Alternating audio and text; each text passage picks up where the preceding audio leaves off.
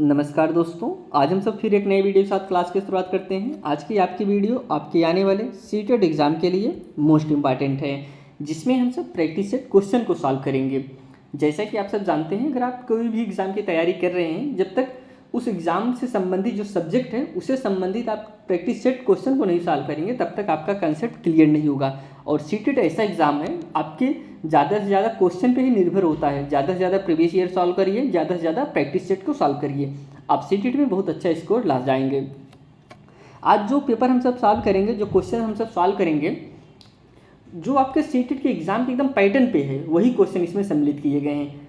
सभी क्वेश्चन आप देखेंगे ऐसा लगेगा जिससे आपके एग्जाम में क्वेश्चन पूछे जाते हैं, सेम टू सेम वैसे ही क्वेश्चन इसमें सम्मिलित किए गए हैं। क्योंकि जो इसमें एक सब लेवल के क्वेश्चन इसमें सम्मिलित किए गए हैं, क्योंकि जो आपका सीटेट का एग्ज़ाम होता है, इसका जो रिजल्ट आता है 7%, 10%, 20%, यही रिजल्ट आता है। तो कहने का तात्पर्य है, इसमें जो क्वेश्चन पूछे जाते हैं एक लेवल के क्वेश्चन पूछे जाते हैं। इसलिए यह क्लास आप ज़रूर देखिए और अपने दोस्तों के भी साथ शेयर करिए, ताकि उनकी भी मदद हो सके। इसमें हम सब CDP की प्रैक्टिस सेट डेली सॉल्व कर रहे हैं, EVS का सॉल्व कर रहे हैं। आज जो पेपर हम सब सॉल्व करेंगे वो हिंदी को सॉल्व करेंगे, जो कि आपके 30 नंबर हिंदी पूछा जाता है। 30 नंबर हिंदी में 15 नंबर आपके पेडागोजी से पूछा जाता है, 15 नंबर आपके पूछे जाते हैं गद्यांश पद्यांश से। बहुत बच्चे ऐसे होते हैं जो हिंदी पे ज़्यादा फोकस नहीं करते हैं, उनको लगता है कि हिंदी बहुत ईजी सब्जेक्ट है, इसे हम लास्ट में बहुत आसानी से कर जाएंगे। लेकिन फिर वही बच्चे आके लास्ट में कहते हैं कि हमको हिंदी तो आ रहा था लेकिन छूट गया। तो ऐसा आप न करिए, आप सभी सब्जेक्ट को एक मानक समय दीजिए। ऐसा नहीं कि हिंदी आप एकदम से ही न पढ़िए, हिंदी में आप अगर थोड़ा से पढ़ लेंगे 30 में 30 सही कर जाएंगे और यह सब्जेक्ट आपका स्कोर को इम्प्रूव कर जाएगा। तो सबसे पहले हम सब गद्यांश पद्यांश से संबंधित क्वेश्चन को देखते हैं। अगर आप इस चैनल पर नए हैं तो चैनल को सब्सक्राइब जरूर कर लीजिए। दोस्तों, आपको इस चैनल पे 2011 से लेकर 2024 तक, जनवरी 2024 तक जितने भी आपके सीटेट एग्जाम हुए, सभी previous year question paper daily solve कराए जा रहे हैं। साथ में साथ जितने भी आपके सब्जेक्ट हैं, सभी सब्जेक्ट की थ्योरी क्लासें भी डेली सॉल्व कराई जा रही हैं। सभी सब्जेक्ट की प्रैक्टिस सेट क्वेश्चन को भी हम सब डेली सॉल्व कर रहे हैं। आप चैनल को सब्सक्राइब जरूर करिए और अपने दोस्तों के साथ भी शेयर करिए। तो सबसे पहले हम सब गद्यांश पद्यांश को पढ़ते हैं और इसी से संबंधित जो क्वेश्चन है उसको भी हम सब सॉल्व करेंगे। कह रहे हैं, उपवास रखना केवल धार्मिक विधि विधान या कर्म कांड का अंग नहीं, उपवास व्रत भारतीय संस्कृति में पूर्ण स्वास्थ्य के सूत्र हैं। ऋतु परिवर्तन के समय व्रत इसलिए रखे जाते हैं कि बदलते मौसम में कई किस्म की बीमारियां आती हैं। बीमारियों से लड़ने की रोग प्रतिरोधक शक्ति तभी प्राप्त होगी जब शारीरिक और मानसिक शुद्धता होगी। इसी से जीवन शक्ति भी प्राप्त होती है। इससे बल बुद्धि का बराबर संतुलन बने रहता है। उपवास के दौरान शरीर के पाचन संस्थान को पूर्ण रूप से विश्राम मिलता है तथा शरीर में विद्यमान पुराने खाद्य अवशेष तथा दूषित पदार्थ नष्ट होकर मल के द्वारा निकालने का प्रयत्न करते हैं, तो भूख स्वतः समाप्त हो जाती है। अतः उस समय उपवास करना अनिवार्य हो जाता है। आगे बढ़ते हैं। भोजन लेने से तीव्र निष्कासन क्रिया रुक। आगे हम देखते हैं। रुक जाती है। भूख न रहने पर भोजन न किया जाए तो पूर्ण रूप से शारीरिक सफाई होकर रोग का कारण जड़ से समाप्त हो जाता है। उसके पश्चात नियमित तथा उपयुक्त उचित आहार देने पर रोग के लौटने की आशंका नहीं रहती है। यह हो गया दोस्तों गद्यांश। अब जो इससे क्वेश्चन बने हुए हैं उसको हम सब सॉल्व करते हैं। जो इसमें पहला क्वेश्चन बना हुआ है, कह रहे हैं उपवास का संबंध किससे है। पहला ऑप्शन है केवल धार्मिक अनुष्ठानों से है, सेकंड ऑप्शन है केवल स्वास्थ्य से है, थर्ड है धार्मिक अनुष्ठान तथा स्वास्थ्य दोनों से हैं, या फिर लास्ट है रीति रिवाजों से हैं। तो जैसा आपको हमने ऊपर ही बताया कि इसका संबंध धार्मिक अनुष्ठानों से भी है और स्वास्थ्य से भी संबंधित है। ऑप्शन इसमें थर्ड इज राइट आंसर। अगला क्वेश्चन है,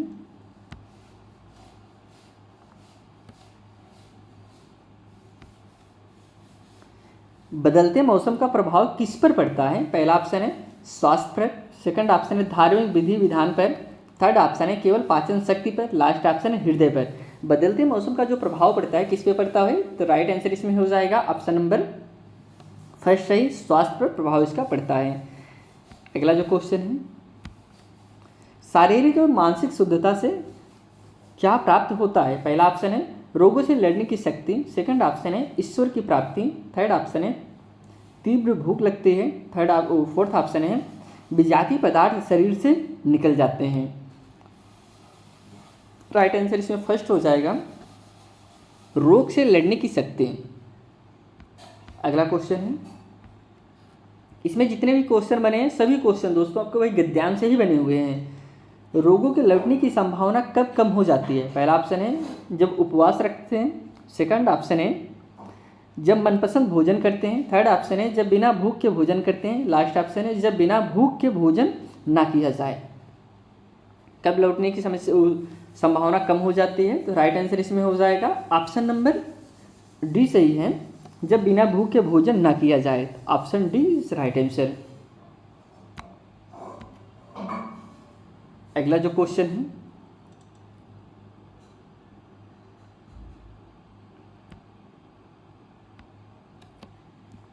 उपवास के दौरान शरीर के पाचन संस्थान को पूर्ण विश्राम मिलता है, रेखांकित वाक्यांश से क्या तात्पर्य है? पहला ऑप्शन है पाचन अंगों को थोड़ा आराम मिल जाता है, सेकंड ऑप्शन है पाचन अंग निष्क्रिय हो जाते हैं, थर्ड ऑप्शन है पाचन अंगों को पूरी तरह आराम मिल जाता है, लास्ट ऑप्शन है पाचन अंग अति सक्रिय हो जाते हैं। इसमें करेक्ट आंसर हो जाएगा ऑप्शन नंबर सी सही है, पाचन अंग पूरी तरह से आराम मिल जाता है, पाचन अंगों को पूरी तरह से आराम मिल जाता है।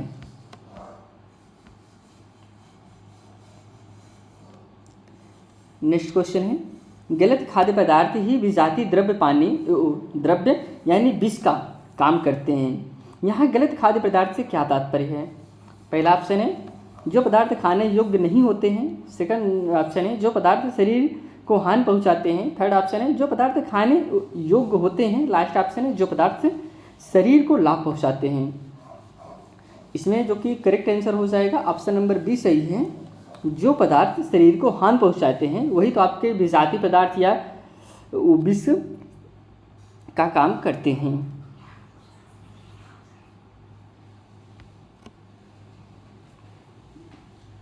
विजाति का विलोम शब्द क्या है? देखिए ग्रामर से जो क्वेश्चन आपके एग्जाम में पूछे जाते हैं, ग्रामर से वही क्वेश्चन पूछे जाते हैं, गद्यांश पद्यांश में ही आपको ग्रामर मिल जाएंगे। ज़्यादा से ज़्यादा 5 क्वेश्चन से ज़्यादा भी किसी एग्जाम में पूछा नहीं गया है ग्रामर से, और कम से वही 2-3 क्वेश्चन ये पूछे ही जाते हैं, 2-3-4 यही एक मानक है। अब हाईएस्ट 5 समझिए, ग्रामर आपको 5 क्वेश्चन पूछे जाते हैं। तो बेसिक ग्रामर का नॉलेज आपका रहेगा तो आप एक अच्छा स्कोर सीटेट में ला देंगे। ग्रामर आपको ज़्यादा पढ़ने की ज़रूरत नहीं, जो बेसिक ग्रामर आप अपना तैयार कर लीजिए बस। दूषित में कौन सा प्रत्यय है? पहला ऑप्शन है त प्रत्यय है, सेकंड ऑप्शन है इत प्रत्यय है, थर्ड ऑप्शन है, एक मिनट, यहाँ पे विलोम पूछा था ना दोस्तों, पहले इसको बता देते हैं। विलोम शब्द क्या है? विजाति का, जाति है, सजाति है, गैर जाति है, फिर विशिष्ट जाति है। तो विजाति का जो विलोम शब्द है इसमें राइट आंसर हो जाएगा सजाति है, ऑप्शन बी सही है। दूषित में कौन सा प्रत्यय? देखिए सेकंड क्वेश्चन आपका ग्रामर का मिल गया। दूषित में कौन सा प्रत्यय है? पहला है त प्रत्यय है, इत प्रत्यय है, इत प्रत्यय है, फिर श्रित प्रत्यय है। दूषित में जो प्रत्यय है तो राइट आंसर इसमें होगा ऑप्शन नंबर बी सही हो, इत प्रत्यय है दूषित में। नेक्स्ट क्वेश्चन है,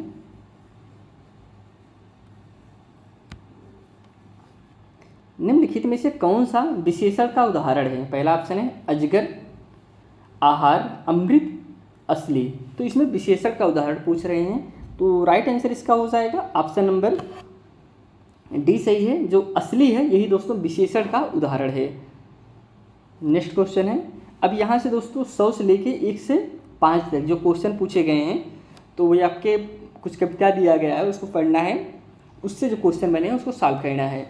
यहाँ पे एक चीज़ आप नोट करिएगा, 2 क्वेश्चन आपके ग्रामर के अभी तक हमने सॉल्व किया है। पद्यांश को पढ़ना है। क्या परिचय दूं मैं अपना द्रौपदी, पंचाली, कृष्ण, यज्ञसेनी, सभी संज्ञाएं विशेषण हैं या संबंध सूचक हैं। आगे बढ़ते हैं।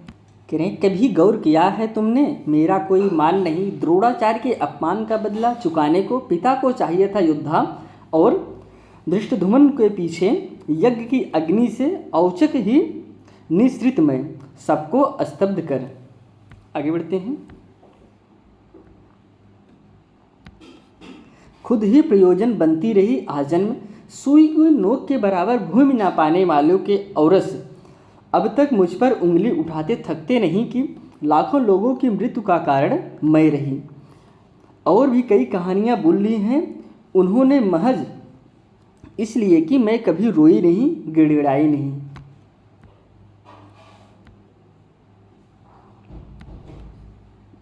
ना माँ के सम्मुख जब उन्हें बांट दिया 5 बेटों में, और न कुरुसभा में जहाँ 5 पतियों के बावजूद मैं अकेली पड़ गई।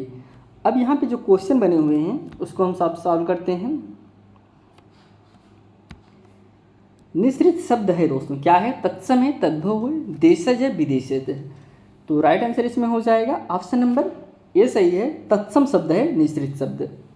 3 क्वेश्चन ग्रामर के हो गए। द्रोणाचार्य शब्द का संधि विच्छेद क्या है? पहला ऑप्शन है द्रोड़ा प्लस चार्य, सेकंड ऑप्शन है दौड़ प्लस चार, ये भी थर्ड ऑप्शन है द्रोड़ प्लस आचार्य, या फिर लास्ट ऑप्शन है द्रोड़ा प्लस आचार्य। तो राइट आंसर इसमें हो जाएगा ऑप्शन नंबर सी सही है, द्रोड़ प्लस आचार्य। 3 क्वेश्चन हो गए और 4 क्वेश्चन आपके ग्रामर के हो गए। आगे बढ़ते हैं। यहाँ पंचाली से क्या आशय है? पहला ऑप्शन है 5 पतियों की पत्नी, सेकंड ऑप्शन है पंचाल देश की राजकुमारी, थर्ड ऑप्शन है पंचाली जात के लोग, या फिर लास्ट ऑप्शन है 5 बेटों की माँ। पंचाली का जो तात्पर्य है यहाँ पे क्या तात्पर्य है? राइट आंसर इसका होगा बी, पंचाल देश की राजकुमारी थी दोस्तों, इसीलिए उन्हें पंचाली कहा जाता था। ऑप्शन इसमें बी सही है।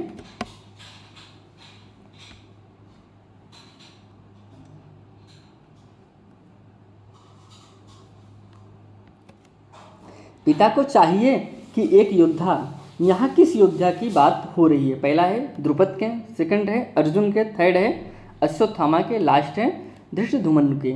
तो राइट आंसर इसका हो जाएगा ऑप्शन नंबर, इसमें जो कि सही है ऑप्शन नंबर डी सही है दोस्तों। धृष्टद्युम्न को यज्ञ की अग्नि में कौन उत्पन्न हुआ दोस्तों? यज्ञ की अग्नि में कौन उत्पन्न हुआ? 5 पांडव, या फिर धृष्टद्युम्न, या फिर द्रौपदी, या फिर धृष्टद्युम्न और द्रौपदी। करेक्ट आंसर इसका हो जाएगा ऑप्शन नंबर इसमें डी सही है, धृष्टद्युम्न और द्रौपदी उत्पन्न हुआ।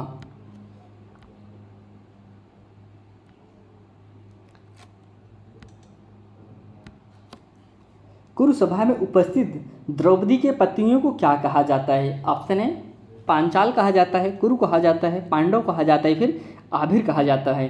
तो जो द्रौपदी के 5 पति थे उन्हें क्या कहा जाता है? राइट आंसर इसका हो जाएगा ऑप्शन नंबर सी, पांडव कहा जाता है। यहाँ पे हम सब जो गद्यांश पद्यांश के 15 क्वेश्चन होते हैं इसको हम सब कवर कर चुके हैं। अब हम सब जो पेडागोजी का आपको क्वेश्चन पूछे जाते हैं उसको हम सब सॉल्व करेंगे।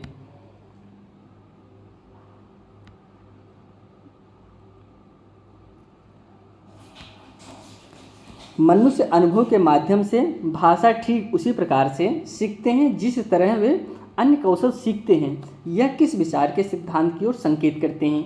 चॉम्स्की के, पियाजे के, वाइगोत्स्की के, या फिर स्किनर के? इसमें जो कि करेक्ट आंसर हो जाएगा Skinner, option D is right answer. अगले क्वेश्चन पे चलते हैं।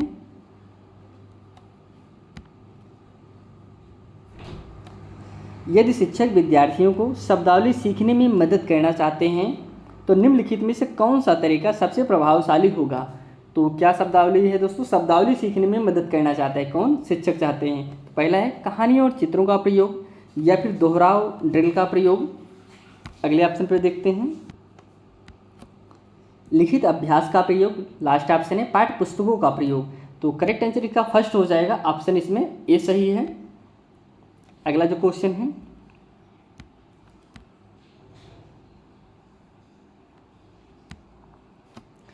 बहुभाषावाद शिक्षा का ऐसा संसाधन है जिसका उद्देश्य है, क्या उद्देश्य है? पहला ऑप्शन है शिक्षण अधिगम के लिए शिक्षार्थियों की भाषाओं का उपयोग करना, सेकंड है शिक्षार्थियों को यथासंभव अधिक से अधिक भाषाएं सिखाना, थर्ड है शिक्षण अधिगम के लिए शास्त्रीय भाषाओं का उपयोग करना, लास्ट है नौकरियों के लिए अंग्रेजी भाषा और संस्कृति के लिए मातृभाषा सीखने के सक्षम बनाना। तो करेक्ट आंसर इसका हो जाएगा ऑप्शन नंबर ए सही है, शिक्षण अधिगम के लिए शिक्षार्थियों की भाषा और भाषाओं का उपयोग करना। Option A is right answer. Next question पे बढ़ते हैं। कविता पढ़ने के उपरांत निम्नलिखित में से कौन सा प्रश्न शिक्षार्थियों द्वारा अनुमान लगाने को सर्वाधिक रूप से शामिल करना है? तो फर्स्ट ऑप्शन है, क्या कवि द्वारा कविता को दिया गया शीर्षक संगत है? सेकंड ऑप्शन है, कविता में से बिंब का चयन कीजिए और उसे एक वाक्य में प्रयुक्त कीजिए। थर्ड ऑप्शन है, आपको कविता के बारे में सबसे ज़्यादा क्या पसंद आया, उसके बारे में एक संक्षिप्त टिप्पणी लिखिए। या फिर लास्ट है, कविता के अनुसार छोटे लड़के को जंगल कैसा दिखाई देता है? तो इसमें जो कि राइट आंसर हो जाएगा ऑप्शन नंबर ए सही है। क्या कवि द्वारा कविता को दिया गया शीर्षक संगत है? Option A is correct answer. अगला क्वेश्चन है, रचनावादी कक्षा में शिक्षार्थी किस प्रकार से कार्य करते हैं? पहला ऑप्शन है, समूह में अंतःक्रिया करते हैं तथा कक्षा में आवाज़ें करते हैं। सेकंड ऑप्शन है, अपनी कापियों में सभी विकल्प लिखते हैं। थर्ड ऑप्शन है, केवल शिक्षक के साथ ही अंतःक्रिया करते हैं। लास्ट है, किसी भी तरह की अंतःक्रिया नहीं करते हैं। इसमें एक शब्द आपको दिख रहा होगा केवल, तो केवल ऐसा शब्द है, यह निगेटिव पॉइंट होता है। आपके एग्जाम में जहाँ भी केवल पूछा जाए वह ऑप्शन आपका गलत ही होगा हर समय। तो इसमें जो कि करेक्ट आंसर होगा ऑप्शन नंबर ए सही है। समूह में अंतःक्रिया करते हैं, कक्षा में आवाज़ें करते हैं। जब बालक आपस में बातें करेंगे तभी तो बालक सबसे ज़्यादा सीखता है। ऐसा नहीं आप अपनी क्लास में किसी बच्चों को किसी बच्चे से बात करने के लिए एकदम रोक दें, ऐसा आपको नहीं करना है। आपको चाहिए कि वह जब एक दूसरे से ज़्यादा बातें करेंगे तभी तो वह सीख पाएंगे। ऑप्शन इसमें ए सही है। अगला जो क्वेश्चन है, किसी पाठ्य सामग्री से कोई विशिष्ट सूचना निकालने के उद्देश्य से उठ पाठ्य सामग्री के किसी अंश को बारीकी और गहनता के साथ पढ़ने का कौशल कौन सा अवबोधन कहलाता है? पहला है अनुमानिक, सेकंड है वैश्विक, थर्ड है स्थानीय, या फिर लास्ट है लेन देन। तो करेक्ट आंसर इसका हो जाएगा ऑप्शन नंबर ए सही है, अनुमानिक। अगला क्वेश्चन है,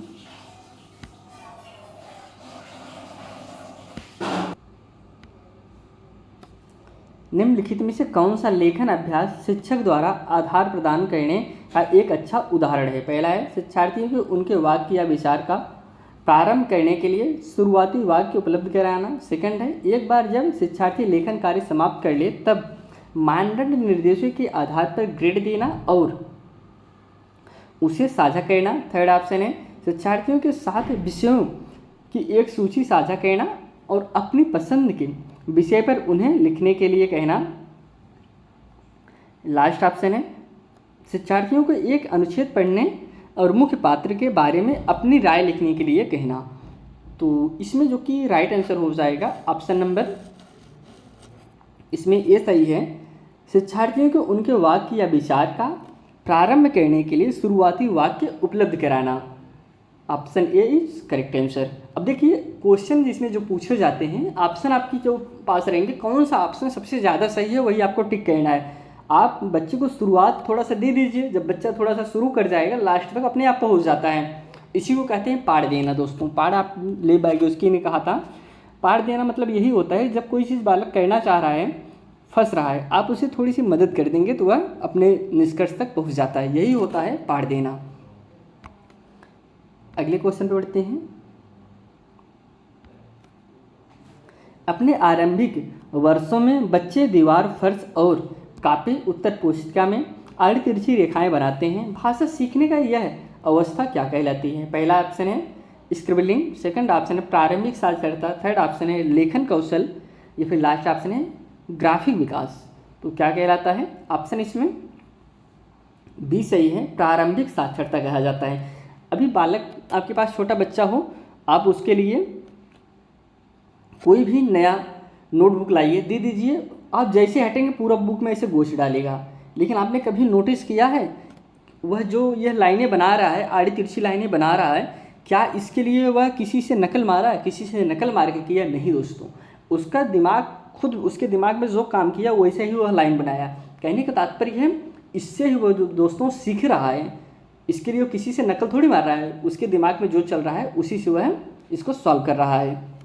या दोस्तों इसीलिए कहते हैं जब बालक जो है प्रयास एवं त्रुटि के जरिए ही सीखता है। अगले क्वेश्चन पे बढ़ते हैं। निम्नलिखित में से कौन सा सीखने का आकलन है? पहला है लिखित परीक्षा, सेकंड ऑप्शन है अवधि के अंत में परीक्षा, थर्ड ऑप्शन है रचनात्मक आकलन, लास्ट ऑप्शन है संकल्पात्मक आकलन। तो करेक्ट आंसर इसका हो जाएगा ऑप्शन नंबर इसमें सी सही है, रचनात्मक आकलन। अगला क्वेश्चन है ध्वनि विज्ञान के 5 अवयव हैं, निम्नलिखित में से कौन सा ध्वनि विज्ञान का अवयव नहीं है? ध्वनि विज्ञान के जो अवयव नहीं है उनको आपको बताना है। पहला ऑप्शन है बैलाघात, सेकंड ऑप्शन है लहजा, थर्ड ऑप्शन है संयोजन या फिर लास्ट ऑप्शन है विहंग दृष्टि स्कीम। तो जो नहीं है, जो ऑप्शन आपका गलत है वही राइट आंसर होगा। तो ऑप्शन इसमें आपका करेक्ट हो जाएगा डी, विहंग दृष्टि नहीं है, बाकी सभी हैं।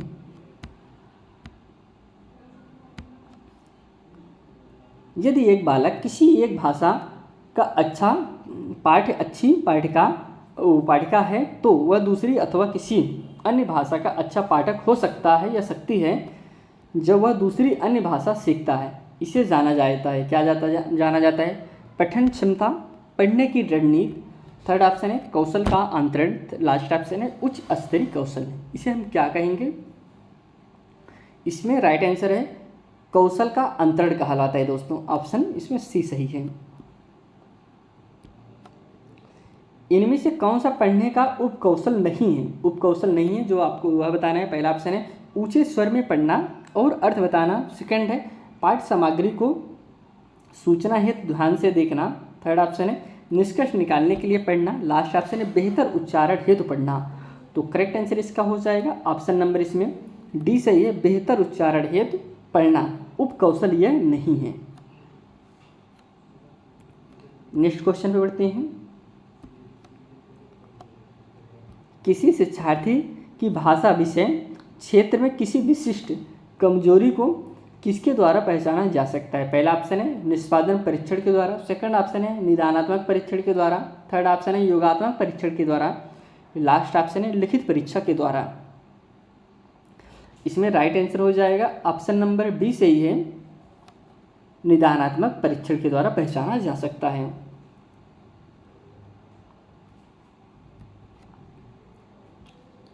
निम्नलिखित में से कौन सा शिक्षार्थियों को संक्षेपण के शिक्षण में सर्वाधिक उपयुक्त है? पहला ऑप्शन है इस कहानी का शीर्षक क्या होगा, सेकंड ऑप्शन है इस कहानी का कोई अन्य अंत सोचिए, या फिर लास्ट है वो थर्ड है लेखक ने